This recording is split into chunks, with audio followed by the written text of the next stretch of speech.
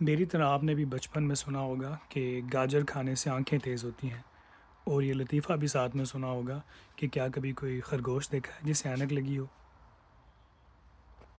تو کیا یہ بات درست ہے یا یہ بس ایسے ہی کوئی کہی سنی بات ہے؟ اس کا پتہ لگایا کچھ ویلے لوگوں نے، اور انہوں نے یہ سراغ لگایا کہ یہ بات کہ گاجر کھانے سے آنکھیں تیز ہوتی ہیں، اس کے پیچھے ایک بہت بڑی کہانی ہے، اور وہ کہانی ہے دوسری جنگ عظیم کی، یعنی کہ 1940 کی۔ 1940 میں دوسری جنگ عظیم کے دوران جو برٹن ہے، برطانیہ، اس نے ریڈار ایجاد کیا، اور ریڈار جو تھا وہ بھی ایک جنگی سیکرٹ کے طور پہ رکھا گیا تھا، کیونکہ پوری جنگ کا دار و مدار اس کے اوپر تھا، اور اس سے پلڑا بالکل بدل گیا تھا۔ جو برطانوی پائلٹ تھے، ان کے جو نشانے تھے وہ اندھیرے میں بھی رات کے وقت جو تھے وہ بالکل درست لگ رہے تھے، اور جرمنی کو بہت نقصان پہنچ رہا تھا۔ اور یہ باتیں جو تھیں بڑی مشہور ہو رہی تھیں کہ آخر وہ ایسا کیا کھا رہے ہیں کہ ان کی آنکھیں اتنی کام کر رہی ہیں، اتنی تیز ہو گئی ہیں کہ انہیں اندھیرے میں بھی نظر آ رہا ہے۔ اس کے ساتھ ساتھ ایک اور چیز چل رہی تھی، وہ یہ تھی کہ برطانیہ میں خوراک کی قلت ہو رہی تھی، اور جو حکومت تھی وہ لوگوں کو کہہ رہی تھی کہ اپنے اپنے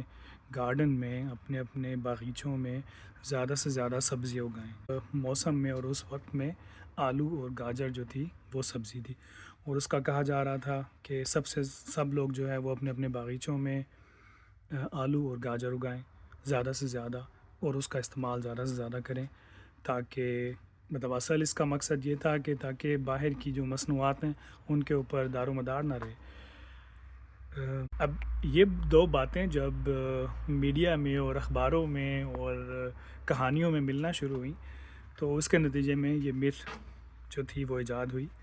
کہ جو برطانوی پائلٹ ہیں ان کی آنکھیں اس لیے تیز ہو رہی ہیں کیونکہ وہ صرف گاجریں کھا رہے ہیں۔ حکومت چونکہ اپنے جنگی جو سیکرٹ تھا اس کو رکھنا چاہتی تھی، اس لیے انہوں نے اسی بات کو اخباروں کے ذریعے، میڈیا کیمپینز کے ذریعے، پروپیگنڈا کیمپینز کے ذریعے اور زیادہ پھیلایا